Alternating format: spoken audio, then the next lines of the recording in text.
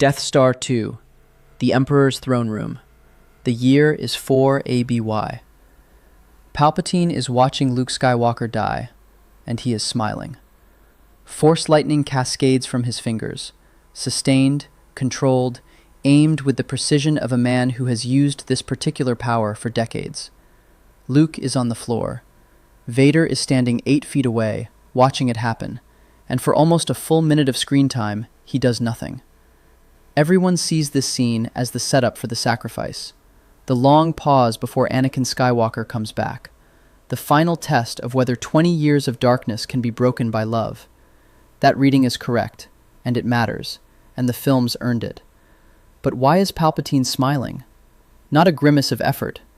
The expression of a man watching events unfold exactly as he planned, with no particular anxiety about the outcome.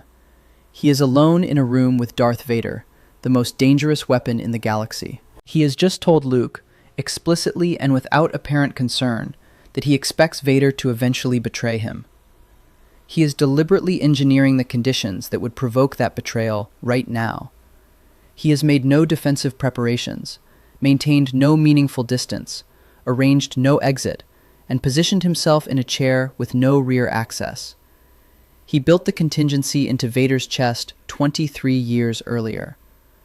Everyone talks about how Vader's suit kept him in constant pain. Almost nobody talks about the kill switch Palpatine built into it.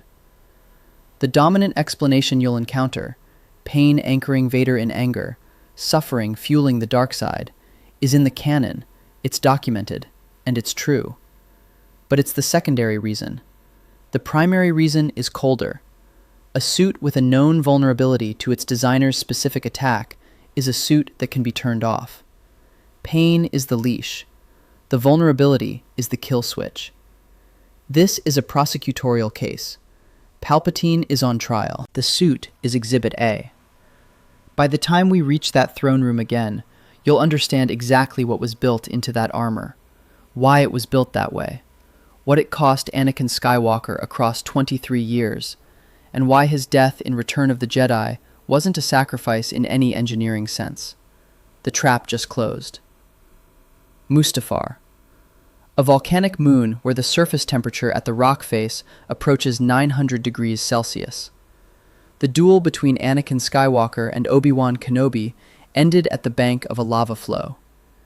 Anakin lost the high ground, attempted a leap anyway, and was cut down in midair. Both legs were amputated below the knees. His one remaining natural arm was removed. Burns covered the majority of his body surface, severe enough, deep enough, that published medical analysis examining his injury profile describes the onset of acute respiratory distress syndrome within hours of the duel's conclusion. He was alive. By the narrowest margin, he was alive. Palpatine arrived personally, had him evacuated, brought him to medical facilities. And this is where the first deliberate choice occurs, the choice that everything else follows from. Palpatine does not operate under resource constraints. He commands an empire in the process of consolidating control over thousands of star systems. He has access to the most advanced medical and engineering technology in the galaxy, the same technology that will, over the next 19 years, produce the Death Star, a weapon capable of destroying entire planets, built in secret by millions of personnel across decades of sustained construction. When Palpatine's engineers assemble the life support armor that will keep his primary instrument of terror operational, they use lower-grade, obsolete materials for the cybernetics. Multiple canon sources confirm this choice was deliberate. Not experimental materials undergoing refinement, not cost-cutting measures in a wartime economy. Components that were already considered outdated at the time of installation, already superseded by better alternatives that were readily available, that Palpatine's resources could easily have procured, that the Empire's own engineering apparatus had the capacity to manufacture at higher specification. The civilizations simultaneously building the Death Star gave its second-in-command prosthetics already on their way to obsolescence. You don't make that choice accidentally. You make it because the inferiority serves a function you've identified and decided to preserve. The suit was also designed around General Grievous's body architecture and Old Republic Sith war droids, deliberately backward-looking reference points, reflecting a calculated philosophy that Vader had been rendered permanently below his potential, and the suit should reflect and reinforce that diminishment rather than work against it. The procedure didn't take hours. Multiple sources drawing on Matthew Stover's 2005 Revenge of the Sith novelization, published by Del Rey and widely regarded as one of the most serious literary entries in the entire Star Wars canon, described the construction process as spanning several days during which Anakin Skywalker remained conscious. Stover places the reader directly inside Vader's sensory experience from the moment the suit is complete, not observing from outside, inside. The famous passage has been circulated more widely than almost any other prose in the franchise, and it earned that status by refusing every instinct to soften or cut away from what was actually happening to the man in that room. The breathing, mechanical, unceasing, abrading nerves that are already raw from burns and surgery. You can hear yourself breathing. It comes hard and harsh, and it scrapes nerves already raw, but you can't stop it. You can never stop it. The light through the goggle-eyed lenses, filtered, adjusted, mediated by optics calibrated to damaged visual systems, and registering not as relief, but as constant acute stimulus. The light burns you. It will always burn you. These aren't psychological metaphors for grief or spiritual darkness. They are immediate physical sensations, described from the inside, in the present tense of a man who has no distance from what is happening to his body. The respiratory system doesn't just breathe for Vader. It scrapes, every inhale and every exhale, for the rest of his life, from the first moment the mask seals to the last moment before Luke removes it on the Death Star. There is no adaptation period. There is no acclimation. The suit does not get more comfortable. The scraping is structural to how it was built. Move through the physical inventory of what the suit does and fails to do for its inhabitant, and the picture gets more complete. The burns on Mustafar had already destroyed Vader's sense of taste before the suit was assembled. Food as a source of pleasure, comfort, or preference is simply gone. Mechanically delivered nutrition replaces it, not supplementing meals, replacing them.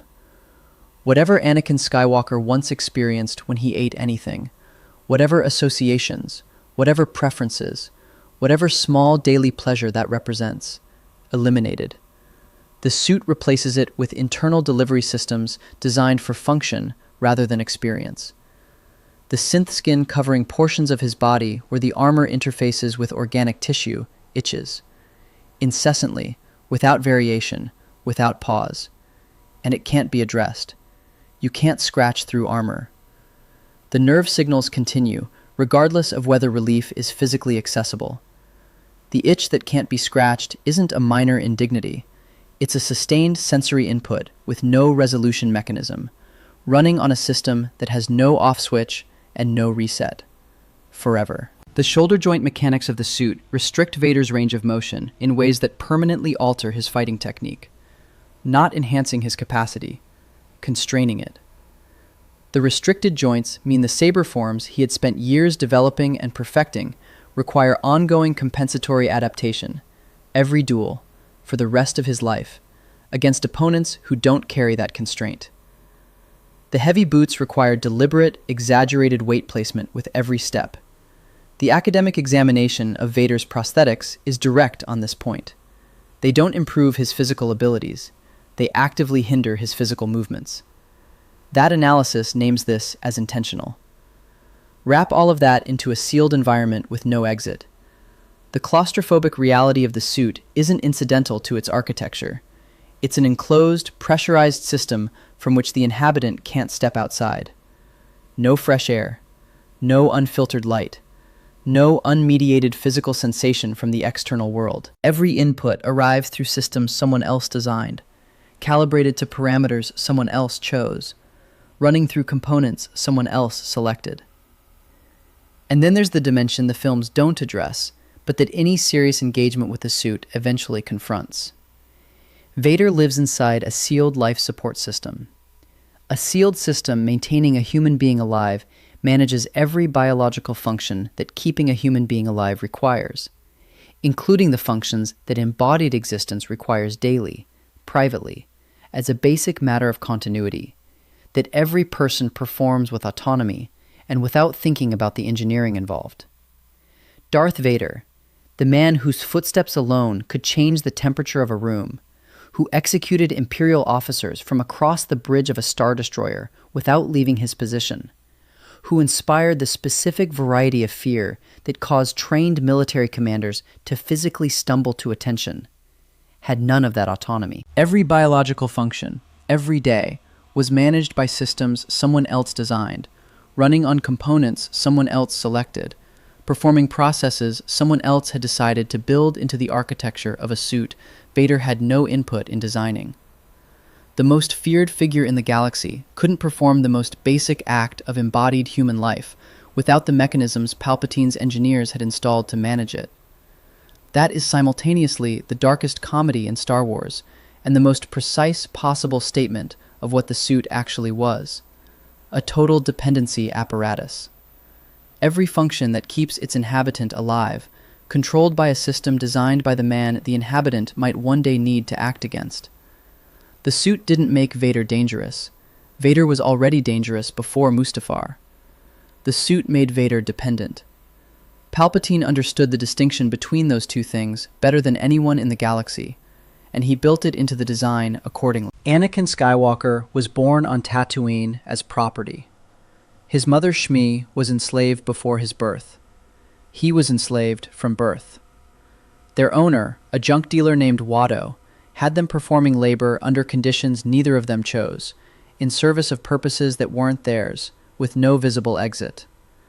Anakin was 9 years old when Jedi Master Qui-Gon Jinn freed him, won him in a pod racing wager, technically, which carries its own weight as a statement about the mechanics of that world, and brought him off-world to begin training with the Order. Shmi didn't come. She remained on Tatooine, owned, while her 9-year-old son flew away on a ship to become a legend. Anakin spent the next decade trying to live with that fact and periodically failing at it. He returned to Tatooine during the Clone Wars to find his mother dying from injuries sustained during a Tusken Raider abduction. She had been sold years after Qui-Gon's visit, to a moisture farmer named Klieg Lars, who married her and genuinely cared for her, but couldn't protect her from what came for her on the edge of the desert. She died in Anakin's arms, minutes after he found her, in a Tusken camp at night. He killed everyone in that camp, men, women, children. He returned to the Lars homestead and told Padme what he'd done, and the thing he couldn't fully articulate was that the killing hadn't helped. His mother was still dead. The helplessness hadn't been addressed by violence.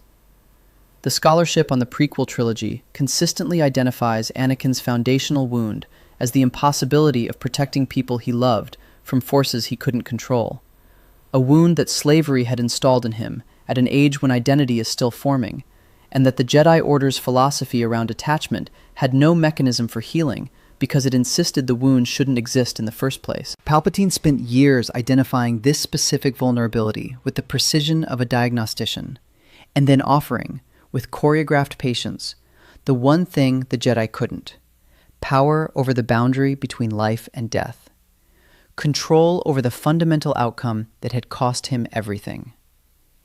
Anakin turned to the dark side because he believed Palpatine was offering him freedom from the one fear he had never been able to outrun. The promise was calibrated specifically, deliberately, to the wound. Palpatine had access to it because he had spent years being Anakin's friend, mentor, and confidant, building the trust that made the promise credible. That is documented patience.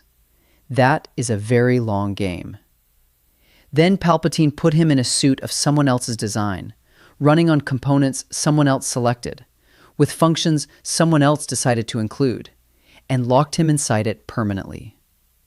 He had escaped slavery at 9 years old. He'd become a Jedi Knight, a general in a galactic war, the youngest person named to the High Council in memory, the most naturally gifted Force user of his generation. He had won essentially every fight the galaxy had put in front of him. He had been free, in every meaningful sense, for 13 years. And then the man who had spent a decade cultivating his trust, exploiting his grief, and engineering his fall, rebuilt him as a managed asset inside a sealed container. This isn't a metaphor operating in the background of Anakin's story. It's the literal mechanism of his second enslavement, deliberate, knowing, performed by a man who understood exactly what he was doing to someone who had already survived it once, and who had structured his entire psychological life around the terror of losing control over his own fate and the fates of the people he loved. Here is the documented first act of Darth Vader after the suit was sealed around him and he was standing upright on his own feet for the first time. He tried to kill Palpatine. Current Disney canon. Charles Soule's 2017 Marvel Comics series, Darth Vader, Dark Lord of the Sith, beginning immediately where Revenge of the Sith ends, covering the earliest days and weeks of Vader's existence in the suit. The series was written with deliberate care for exactly these first moments: what the suit felt like, what Vader's psychological state was, what he did with it the moment he had some physical capability to act. The emotional logic of the scene is exact. Palpatine has just told him, Padme is dead. She died during childbirth. That the act of turning to the dark side, performed specifically to access power over death, to prevent the fate he had seen in his visions, somehow resulted in her death anyway. The precise mechanism by which Palpatine delivered this is worth sitting with. He tells Vader, in his new voice, through his new mask, in the first coherent conversation they have as master and fully suited apprentice, that Vader himself killed her. In his anger. Vader killed Padme. Everything he did to prevent this, and the outcome was this. Vader is standing in a suit he didn't design, inside a body he barely recognizes as continuous with the one he occupied this morning, having lost in a single day his wife, his unborn child he didn't know had survived, his order, his identity, and the mentor he'd spent a decade treating as a father figure. That mentor is standing right in front of him, having just told him the worst thing he will ever hear. He raises his hand. He reaches into the Force. The same reach that had snapped bones across boardrooms, that had strangled men through view screens across star systems, that was the most practiced and precise offensive tool in his entire arsenal. He aims it at Palpatine's throat. Palpatine does not retreat. He does not brace. He doesn't even fully stand from his position. He fires Force lightning into Vader. Force lightning entering an electronic life support system built from deliberately inferior, non-insulated components isn't the same event as Force lightning hitting an unaugmented body. A healthy body experiences pain, muscular disruption, potential cardiac arrest. An electronic life support system built from obsolete, unshielded components experiences something different. Simultaneous cascade failure propagating through every interconnected mechanism, keeping the man inside it alive. The cardiac monitoring systems. The respiratory assistants driving the mechanical breathing. The cybernetic nerve interfaces running through the prosthetic limbs. The internal delivery systems. Every component running in parallel, all vulnerable to the same electrical attack at the same time, through the same non-insulated pathways. The suit didn't just hurt when the lightning hit it. It began failing. The machinery keeping Vader alive began failing, simultaneously, under an attack that Palpatine's primary offensive capability was perfectly configured to deliver, into a suit built from materials that offered no meaningful resistance to exactly that kind of attack. Vader collapses. He can't hold the Force choke. He can barely hold his own consciousness. Palpatine issues the warning. The specific phrasing, per the comic, is explicit. Never attack his master with the Force again. The consequence framed in terms of completing what Obi-Wan Kenobi had started on Mustafar. Vader has just felt what complete what Kenobi started means as an electromechanical event. He is already living inside the consequence of Kenobi's partial completion. The suit exists because Kenobi got him to the lava bank, but stopped. A full completion requires no suit afterward. And the electrical cascade he just experienced has demonstrated precisely the mechanism by which that completion would occur. Not through another lightsaber duel, not through a direct physical confrontation, but through the suit's own systems failing under a specific attack that Palpatine can deliver from across a room, casually, without breaking his posture.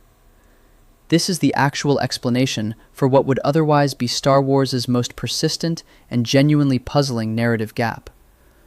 Why does Darth Vader, who is, by all reasonable assessment, one of the 2 or 3 most powerful beings in the galaxy, spend 19+ years obeying a physically smaller, older man he demonstrably hates and has every motivation to remove? The available explanations are unsatisfying in different ways. Palpatine is more powerful is complicated by suggestions across multiple canon sources that Vader's raw force potential may have exceeded Palpatine's under different physical circumstances. Vader was genuinely committed to the dark side and to his master, is undercut by virtually every scene where Vader's behavior suggests he has never entirely abandoned his former life. He feared Palpatine's strength, names a symptom without identifying the mechanism. The mechanism is the product demonstration on day 1. On the first morning of their post-suit relationship, Vader learned that any force-based attack on Palpatine would pass through a suit specifically vulnerable to Palpatine's primary weapon before it could reach Palpatine. The choking attempt didn't reach Palpatine. The response reached Vader immediately, with near-lethal results, via a mechanism built into Vader's own body by Palpatine's engineers. Every subsequent year of compliance is rational survival behavior from someone who has been shown, with physical certainty, that rebellion and assisted suicide are functionally equivalent. A later Disney canon story provides a second data point reinforcing this pattern. When Palpatine discovered that Vader had conducted an unauthorized investigation, working with a woman named Sabe to trace evidence connected to Padme's fate, his response was again Force lightning, deployed as punishment and as a restatement of the terms under which their relationship operated. The lightning was never incidental. It was Palpatine's recurring specific enforcement tool, deployed with precision because both parties understood what it did to the suit and what the suit's failure meant for the man inside. The choking attempt of 19 BBY, the Padme investigation, the throne room of 4 ABY. Across 23 years, whenever the underlying terms of the relationship required reinforcement, Palpatine reached for Force lightning. Not a coincidence of preferred tactics. Consistent use of the mechanism he had built into the suit on the first day and demonstrated in the first week. Here's where the evidence requires careful handling, because the thesis rests on this section and the sourcing is genuinely layered. The Force lightning vulnerability in Vader's suit is documented differently across different layers of the canon. In the Legends continuity, the pre-Disney extended universe, now officially designated as non-canon but historically significant, the Wikipedia Legends Armor article states directly that the suit's electronics were sensitive to electrical discharges, and that Vader later added a limited amount of insulation to the suit himself after discovering this vulnerability. In Legends, the deliberately engineered nature of this specific weakness is treated as established fact in the armor's entry.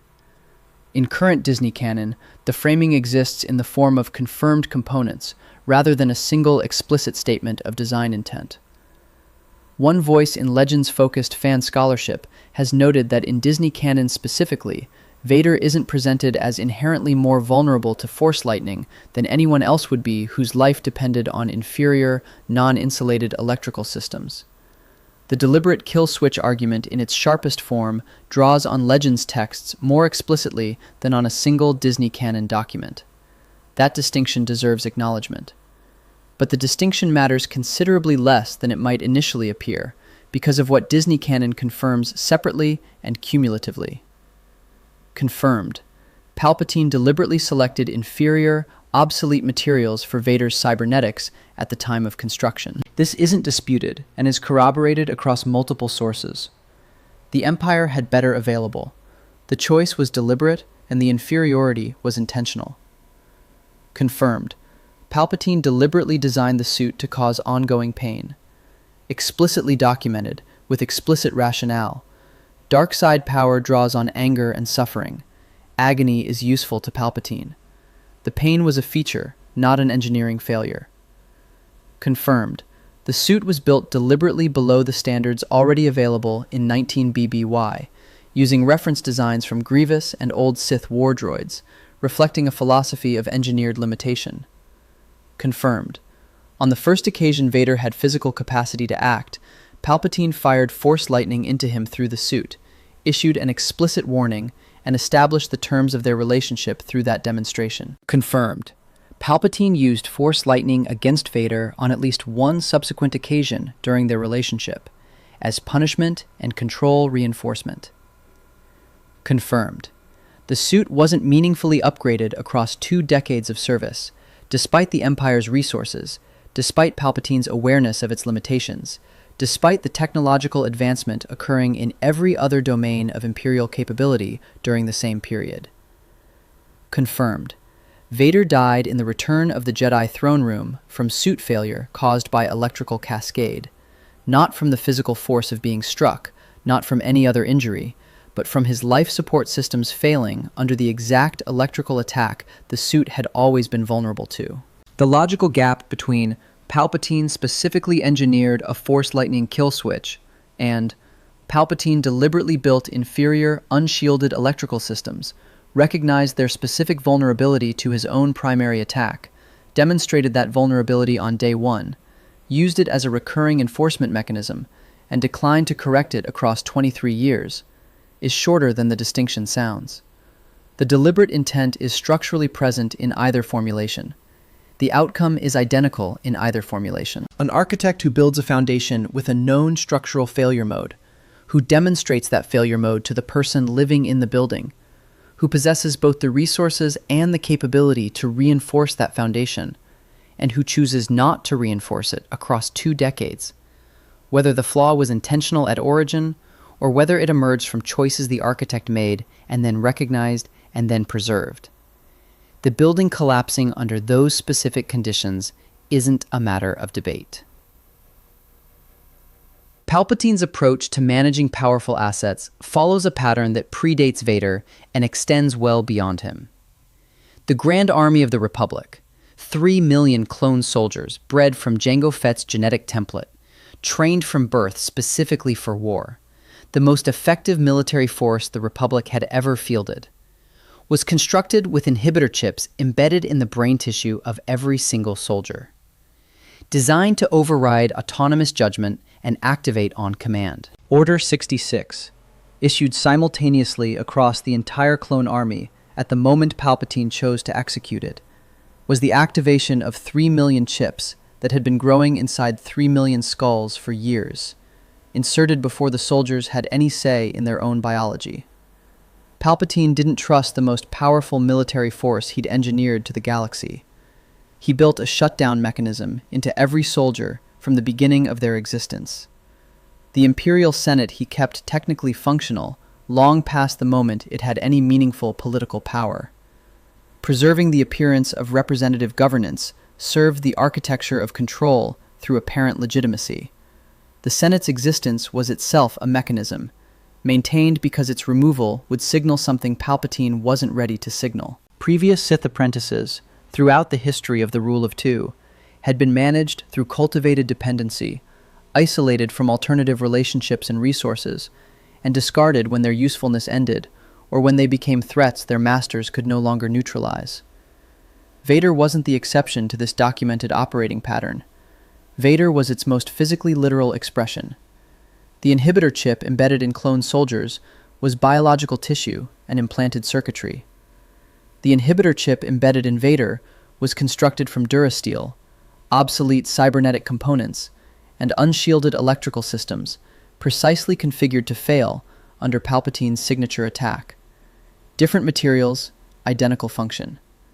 Canon also confirms that Palpatine knew, from the moment he accepted Vader as his apprentice, that Vader would eventually seek to betray him. That acknowledgement is built into the Sith Rule of Two. The teacher knows the student will attempt to become the master. Palpatine spent over a decade planning the political architecture of his own ascension, with sufficient precision to manipulate the Galactic Senate and a decades-long war simultaneously. He planned decades ahead. He built redundant control mechanisms into every system he depended on. He didn't leave consequential failure modes unaddressed. The conclusion that follows, that Palpatine planned around Vader's inevitable betrayal attempt by building the mechanism of that betrayal's failure into Vader's own body, isn't speculation. It's the application of a documented operating principle to the most important asset Palpatine ever controlled. One complication from Disney canon deserves direct acknowledgement, because the complete picture requires it. Reports from current canon, specifically CBR's examination of the relevant comic material, indicate that Palpatine offered Vader's suit upgrades at various points during their two-decade relationship, and Vader refused them. This sits in tension with a clean narrative of Palpatine actively withholding all improvements. The picture is more complicated than one man simply hoarding the upgrade in a drawer. Vader's refusal of upgrades may have involved multiple psychological layers that are entirely consistent with everything else canon documents about his state of mind. Deep, functional distrust of Palpatine's motivations in offering anything at all. After what had already been done, any gift from Palpatine would carry the question of what it was actually for. The accumulated weight of wearing the suit as a form of ongoing penance for Mustafar, for Padme, for everything it represented, with the suit's suffering having become entangled with guilt in ways that made the suffering feel deserved. Pride. The psychology of someone who has been managed so completely that distinguishing between their own choices and their manager's preferences has become genuinely difficult. Whatever drove the refusal, the original construction is unchanged. The inferior materials were Palpatine's deliberate choice, made at a moment when Anakin Skywalker was physically incapable of refusing or negotiating or even being conscious for portions of the process. The framework within which any later offer of upgrades occurred was built by that original choice. And the specific vulnerability, present from the first day, demonstrated in the first week, used repeatedly as an enforcement mechanism across the intervening years, extended its consequences across every year, regardless of who bore formal responsibility for its persistence in any given phase. Vader served the Empire from approximately 19 BBY through 4 ABY. That is somewhere between 19 and 23 years, a full generation of service inside a system designed to cause suffering and maintain dependency through engineered vulnerability. During that time, the empire he helped build went from a provisional government consolidating its coup over a devastated republic to a fully entrenched galactic order with military reach across thousands of systems, capable of destroying planets. Vader personally hunted surviving Jedi across the galaxy in the period immediately following Order 66, tracked them with a squad of Force-sensitive hunters called the Inquisitors, and executed them when found. He subjugated planets. He commanded Imperial forces with authority enforced by the documented willingness to kill officers for incompetence on the bridge of his own flagship, without warning, without appeal, across a career spanning decades. He was the Empire's most visible embodiment of what resistance cost. Every day of that career, the suit was doing what it was built to do.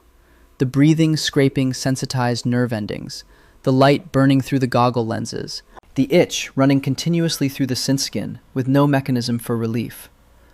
The restricted shoulder joints requiring compensatory adaptation in every saber exchange. The heavy boots demanding deliberate placement with every step across every surface. The sealed, claustrophobic environment with no exit, no break, no moment of unmediated physical existence.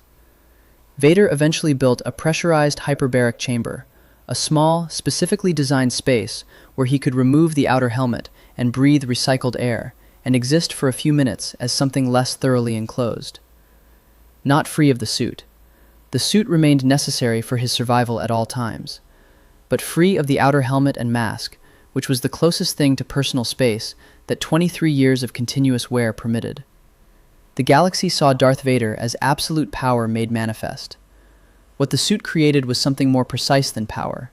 Managed total dependency. A man who couldn't eat a meal without internal delivery systems, couldn't scratch an itch, couldn't step outside for unfiltered air, couldn't conduct his own biological processes with any privacy or dignity, and couldn't deploy his greatest offensive ability against the one person he had continuous motivation to deploy it against. because that person had demonstrated in the first week exactly what such an attempt would do to the suit, and what the suit's failure would do to the man inside it. That image, the most feared figure in the Empire, and that reality, a man sealed in a managed dependency apparatus, coexisted for over 2 decades. Palpatine looked at both every day. He had the resources, the engineering capacity, and the demonstrated awareness to change either one. He changed neither. Death Star 2, 4ABY.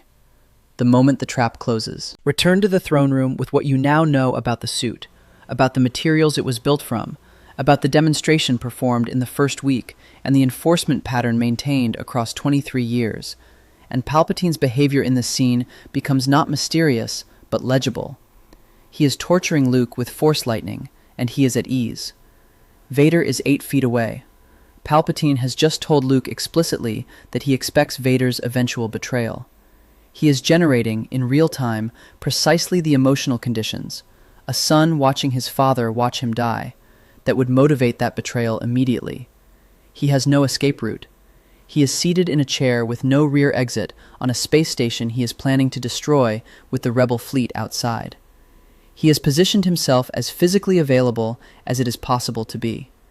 Palpatine, who engineered the Clone Wars across 13 years to ensure a specific political outcome at a specific moment, who built inhibitor chips into 3 million soldiers before they were old enough to consent to their own biology, who acknowledged the rule of 2 as an operational certainty he would have to manage eventually. This man isn't overlooking an obvious vulnerability. He has accounted for it through the architecture he installed 23 years earlier and tested on multiple subsequent occasions. He is smiling because he built the ending. Vader acts. He grabs Palpatine physically, direct physical contact rather than a force-based attack, which the Soul Comics' established demonstration of the lightning's consequences may have informed at some level. He lifts him. He carries him toward the reactor shaft. As he does this, the lightning continues arcing. Uncontrolled discharge from a man being physically overpowered, no longer aimed, cascading into whatever it can reach. What it reaches is Vader's suit. Observers of the scene have noted that the lightning visibly penetrates the exterior armor, electrical discharge visible as flashes of light through the outer casing, suggesting the current is reaching internal systems rather than dissipating at the surface. This is consistent with what is known about the suit.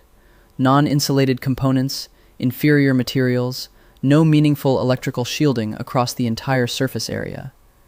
The cascade that Palpatine demonstrated in 19 BBY on a newly suited Vader is now running through the same systems, from the same source, through the same unshielded pathways, on a suit that has never been fundamentally upgraded in its core specifications. Vader holds. He walks to the shaft. He throws Palpatine in. Then he collapses. The act of lifting Palpatine was within Vader's physical capacity. That's not what killed him. What killed him was the electrical cascade propagating through life support systems built from inferior, non-insulated components that had been vulnerable to exactly this failure mode since the week they were installed. He absorbed sustained discharge for several seconds, long enough to complete the throw, not long enough for the suit's systems to survive it. Reddit's Star Wars analysis communities have noted the specific nature of what's happening in those seconds. Vader handles the lightning for long enough to act, and then dies because the suit malfunctions. The lightning itself wasn't immediately fatal the way it might be for an unaugmented body. The suit failing was fatal because the suit was the only thing keeping the man inside it alive. Luke reaches his father, removes the helmet. The outer helmet and mask, the hyperbaric chamber portion Vader had built to occasionally remove in private, now removed in the middle of a disintegrating Death Star. What Luke encounters is a man whose internal life support is failing, whose body has been sustained by external mechanisms for 23 years, and is now dependent on those mechanisms continuing to function, who absorbed electrical cascade through every interconnected system simultaneously. The damage isn't addressable with what is available on a Death Star in the process of being destroyed. Vader speaks to Luke. He asks Luke to remove the helmet so he can look at his son with his own eyes. Not the goggle lenses, not the filtered optics, but actual unmediated vision, for the first time since Mustafar. It's one of the genuinely devastating lines in the entire franchise. The man who spent 23 years unable to see or hear or touch anything without the suit's mechanical mediation asking, in his last minutes, for one moment of direct sensory contact with his son. He dies before the shuttle clears the hangar. He dies on the Death Star he helped build, wearing a suit he had no say in designing, from a failure mode that had been present since the first week he wore it, demonstrated against him in that first week, used against him repeatedly across the subsequent years, and never corrected. The redemption is real. Anakin Skywalker coming back from wherever Darth Vader had buried him, choosing to save his son, choosing to act, choosing to end the relationship with Palpatine with the only move that was still available to him, is genuinely happening in those final minutes, and it deserves to be felt fully. The choice was real. The love was real. Anakin Skywalker made a decision. The suit performed on schedule. Here is what the evidence supports, stated plainly. Palpatine deliberately selected inferior, obsolete materials for Vader's cybernetics at the time of construction, confirmed across multiple independent sources. The Empire had access to better. The choice was made with intention. Palpatine deliberately designed the suit to cause ongoing pain, confirmed with explicit rationale, suffering as dark side fuel, agony serving Palpatine's interests. The pain was a feature.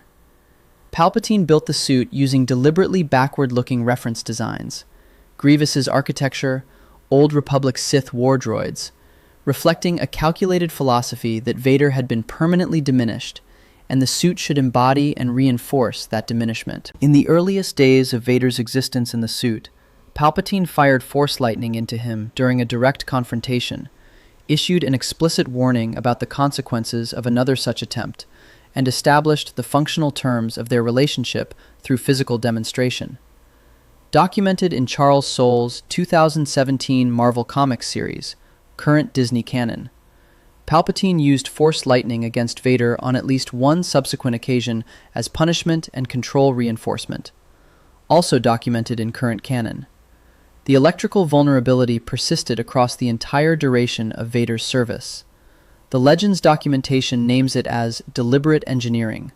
The Disney canon documentation confirms deliberate inferior construction, confirmed demonstration of the resulting vulnerability, confirmed recurring exploitation of that vulnerability as a control mechanism, and 20-plus years of confirmed absence of meaningful corrective action. On the occasion Vader physically confronted Palpatine in the Return of the Jedi throne room, he died from suit failure caused by electrical cascade, the exact failure mode the suit had always been vulnerable to, from a source the suit had never been adequately shielded against, under conditions Palpatine had demonstrated and exploited and maintained across 2 decades.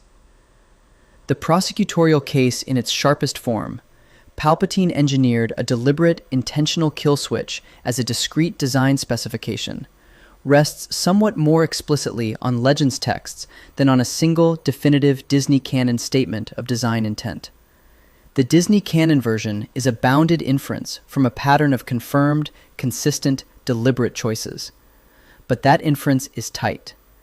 Deliberate inferior materials, deliberate pain engineering, deliberate backward-looking design philosophy, deliberate demonstration of the resulting electrical vulnerability to the man who would live with it. Recurring deliberate exploitation of that vulnerability.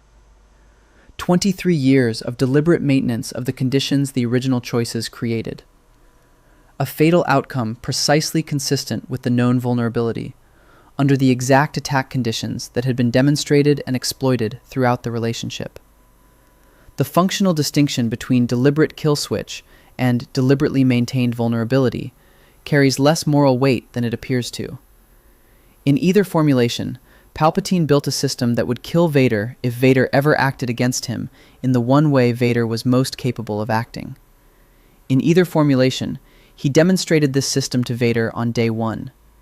In either formulation, he used it repeatedly as a control mechanism. In either formulation, he declined to correct it across 23 years. In either formulation, Vader died from it the moment compliance finally ended. Anakin Skywalker was born into slavery, escaped it, became one of the most formidable beings in the history of his civilization, turned to the dark side, trying to protect the people he loved, lost everything in a single afternoon on Mustafar, and woke up inside a cage built by the man who engineered that loss. He wore it for over 2 decades. He died in it, on the one occasion he used it to do something unambiguously good. The suit kept him alive so Palpatine could use him. Its deliberate construction kept him compliant by making the most natural act of rebellion functionally equivalent to suicide.